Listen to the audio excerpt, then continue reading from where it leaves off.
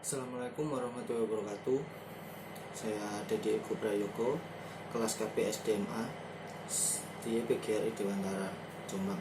Di sini saya akan mempresentasikan bidang usaha distributor ecer berdasarkan aspek hukum, aspek lingkungan, dan aspek pasar atau pemasaran. Bidang distributor ecer ialah semua kegiatan yang melibatkan penjualan barang maupun jasa langsung kepada konsumen untuk penggunaan yang sifatnya pribadi. Jumlah barang atau jasa yang dijual dalam bidang usaha distributor ecer ini berskala kecil dan sebagainya, yang kami pahami bahwa toko buku termasuk ke dalam kategori distributor ecer atau perdagangan ecer khusus alat tulis dan hasil percetakan dan penerbitan di toko. Selanjutnya, alasan kenapa saya memilih distributor ecer, karena bidang usaha sudah jelas dan banyak masyarakat luas yang mengenal. Dan saya mengambil contoh JW Anugrah Rosida sebagai badan usaha yang telah memiliki izin atau usaha yang jelas, yaitu berupa surat izin usaha perdagangan atau tanda daftar perusahaan TDP dan nomor pokok wajib pajak atau bisa disebut NPWP.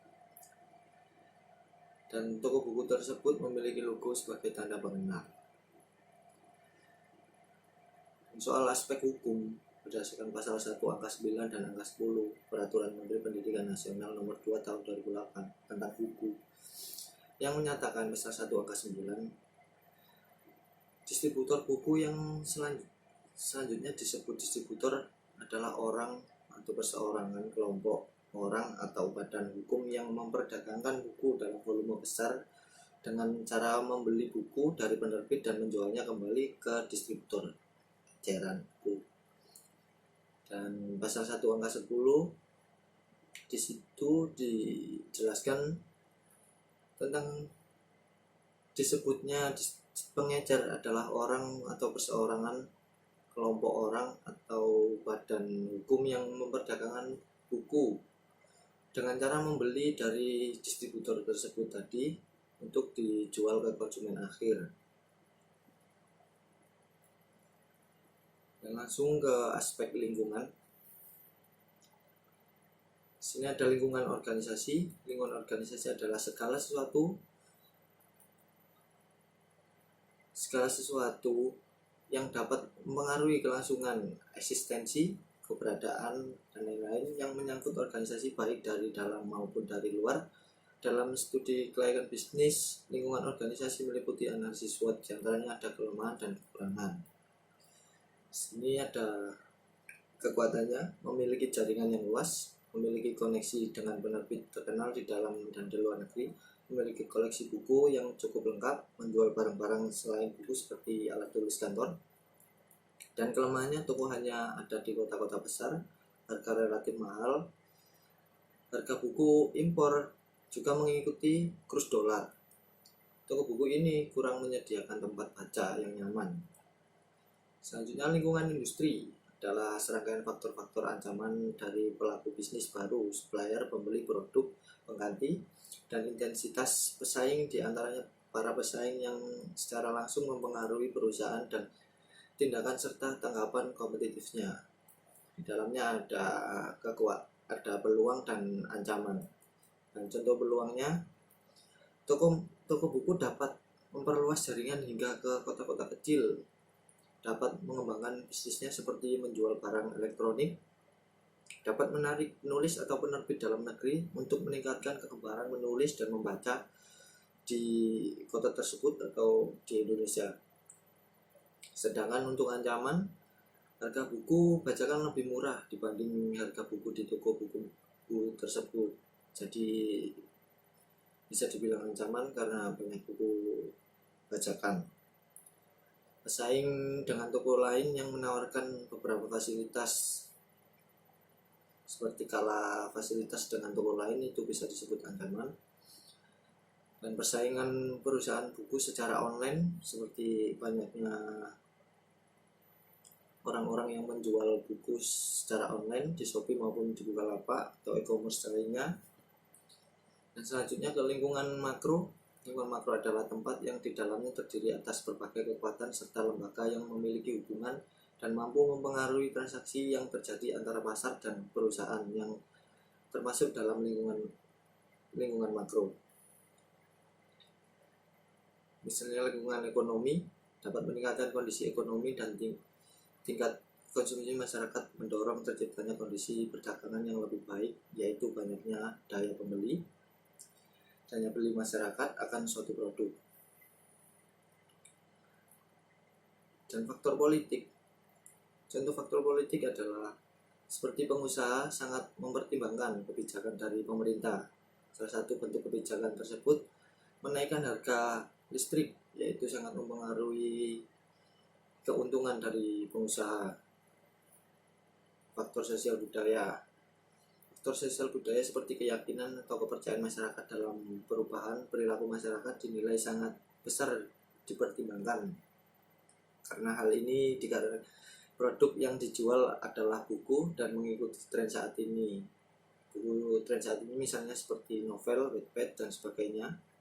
Dan teknologi, pemanfaatan komputer sebagai alat transaksi, penjualan ini dinilai sangat efektif daripada menulis manual di kertas. Dan penjualan secara online di aplikasi e-commerce seperti Shopee, Tokopedia, dan sebanyak lain sebagainya.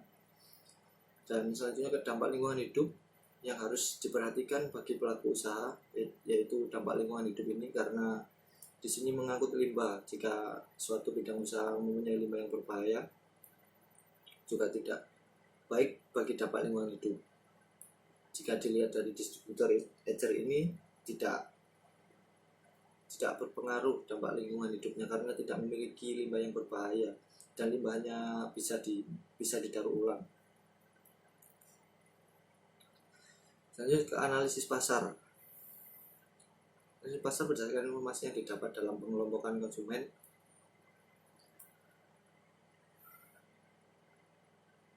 Kebutuhan dengan cara segmentasi dalam bidang usaha ini adalah pelajar, mahasiswa, masyarakat yang tinggal di kota tersebut.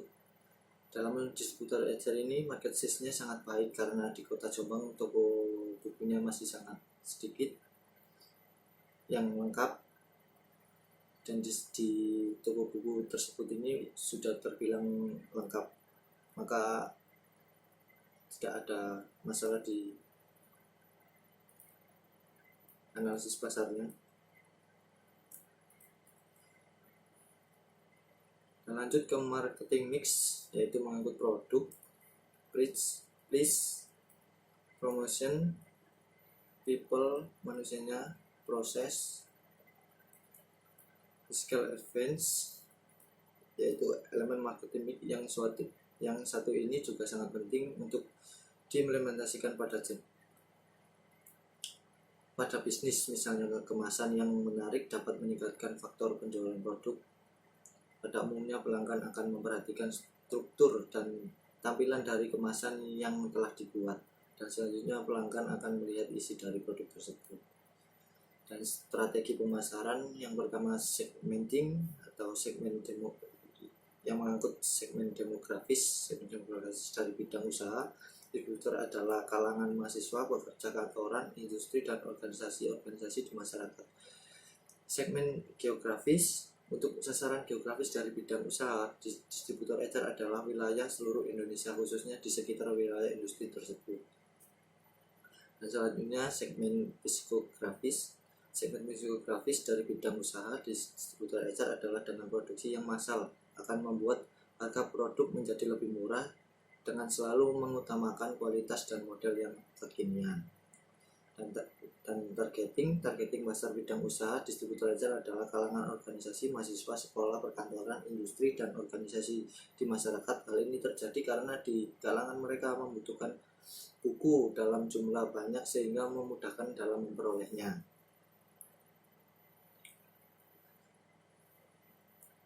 Positioning, dan yang terakhir positioning.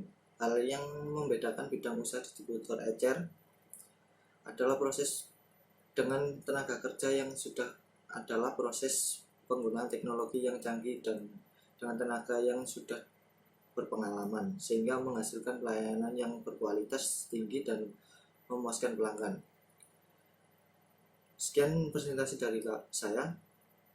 Bila ada salah-salah kata, mohon dimaafkan. Assalamualaikum warahmatullahi wabarakatuh.